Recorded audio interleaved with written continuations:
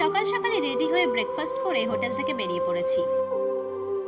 আর আমাদের আজকের ডেস্টিনেশন লাচেন। গ্যাংটক থেকে লাচেনের ডিস্টেন্স প্রায় 125 কিলোমিটার, মানে 4.5 থেকে 5 ঘন্টা তো লেগেই যাবে। রাস্তায় রয়েছে কিছু টুরিস্ট স্পট, সেগুলোতেও আমরা নামবো, তো সেখানেও বেশ কিছুটা টাইম যাবে। সেই জন্যই একটু তাড়াতাড়ি বেরোনো, যাতে সন্ধে হওয়ার আগেই আমরা লাচেন পৌঁছে যেতে পারি। রাস্তাটা কি অপরূপ সুন্দর দেখো। পৌঁছে গেছি আমাদের ফার্স্ট স্পটে। এটা বাটারফ্লাই ফলস। সবুজ গাছপালায় ঘেরা প্রকৃতির মধ্যে এক সুন্দর ছোট্ট ঝর্ণা।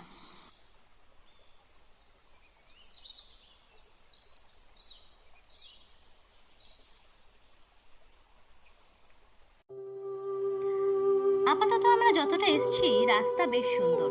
আর দেখো, নিচ দিয়ে বয়ে চলেছে পান্না সবুজ রঙের তিস্তা নদী। আর এখানে দেখো, পাহাড়ের মধ্যে মেঘগুলো কি সুন্দর একটা মোহময়ী পরিবেশ তৈরি করেছে।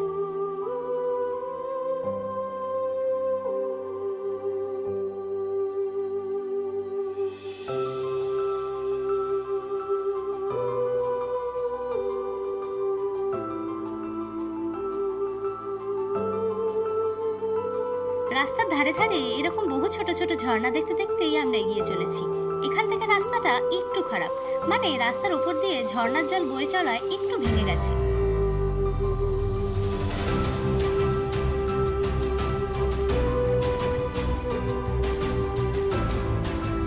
পৌঁছে গেছি আমাদের সেকেন্ড স্পটে। এটার নাম নাগা ফলস। এটা কিন্তু একটা বিশাল বড় ঝর্ণা। দেখো, কোথায় শুরু হয়েছে কোথায় গিয়ে শেষ হয়েছে। জলের যেমন স্রোত তেমনই বড় বড় পাথর, সব মিলেমিশে এক ভয়ঙ্কর সুন্দর পরিবেশ তৈরি করেছে। আবার এগিয়ে চলার পালা। এখন সূর্য অস্ত যাচ্ছে। আমরা সন্ধ্যের মধ্যে লাচেন পৌঁছাতে পারবো না, আগেই অন্ধকার হয়ে যাবে।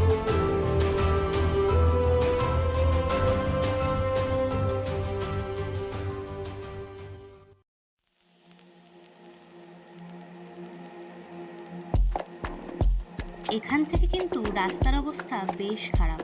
রাস্তায় ধস নেমেছিল, আর সেটা এখনো সম্পূর্ণভাবে পরিষ্কার করা হয়নি, সেই জন্যই এই অবস্থা। এখন বেশ অন্ধকার হয়ে এসছে, আর এটা তিস্তা হাইড্রো পাওয়ার প্রজেক্ট।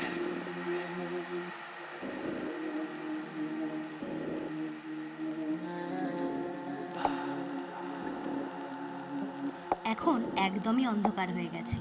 এখানে পৌঁছে বুঝতে পারছি কেন আমাদের ড্রাইভার আমাদের সন্ধে হওয়ার আগে আগেই লাচেন পৌঁছে যাওয়ার কথা বলছিল। আমরা না বুঝে স্পটগুলোতে অনেকক্ষণ সময় নষ্ট করেছি। এখানকার রাস্তার অবস্থা বেশ খারাপ। শুধুমাত্র গাড়ির আলোর ভরসাতেই এগিয়ে চলতে হচ্ছে। আশপাশে একটু আলো দেখা যাচ্ছে না, আর রাস্তাটা বেশ সরু।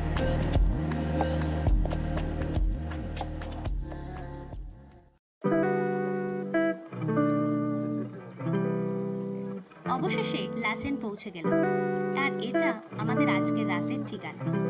রাত 8টা বেজে গেছে, আর পাহাড়ে রাত 8টা মানে অনেক রাত। এখন খেয়ে দিয়ে রেস্ট নিই। দেখা হচ্ছে পরের এপিসোডে।